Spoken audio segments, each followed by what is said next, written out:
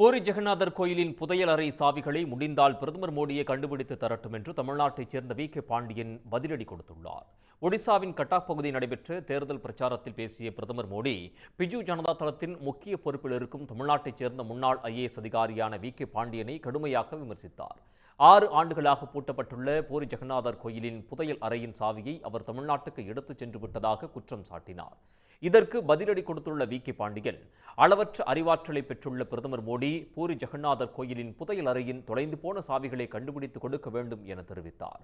மதத்தை வைத்து பிரச்சாரம் செய்யும் மோடியின் எண்ணம் ஒருபோதும் நிறைவேறாது என்றும், ஒடிசா மக்கள் அறிவாற்றல் உடையவர்கள் என்றும் வி.கே. பாண்டியன் தெரிவித்தார்.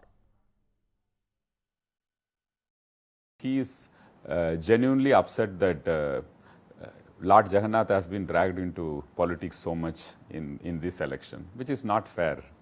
People of Odisha don't like dragging religion or Lord Mahaprabhu Jagannath into politics. You say that we have done this work, we have reduced price rise, we have done great infrastructure, we have provided jobs and go for vote. Why do you have to drag the Lord for elections? That shows that you are a little desperate. தொடர்ந்து பேசிய VK. Pandian, கோயிலின் புதையல் அறை கிட்டத்தட்ட 40 ஆண்டுகளாக மூடப்பட்டுள்ளதாக தெரிவித்தார். கடந்த 2018ஆம் ஆண்டு ஒடிசா உயர்நீதிமன்றம் உத்தரவின் அடிப்படையில் அந்த அறையை ஆய்வு செய்த போதுதான் சாவிகள் காணாமல் போனது தெரிய வந்தது என்றும், அசல் சாவிகள் தொகுப்பு இல்லை என்றாலும் நகல் சாவிகள் உள்ளதால் மாநில நிர்வாகத்தால் நிர்ணயிக்கப்படும் தேதியில் புதையல் அறையின் கதவை திறக்கலாம் என ஒடிசா உயர்நீதிமன்றம் உத்தரவிட்டுள்ளதாகவும் அவர் கூறினார்.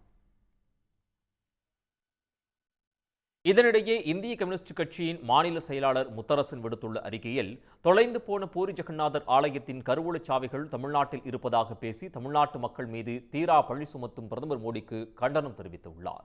பிரதமர் பொறுப்பை உணர்ந்து மோடி நாவடக்கி பேச வேண்டும் என்றும் அவர் கூறியுள்ளார். உடனுக்குடன் செய்திகளை தெரிந்து கொள்ள சன் நியூஸ் பெல் ஐகானை கிளிக் பண்ணுங்க.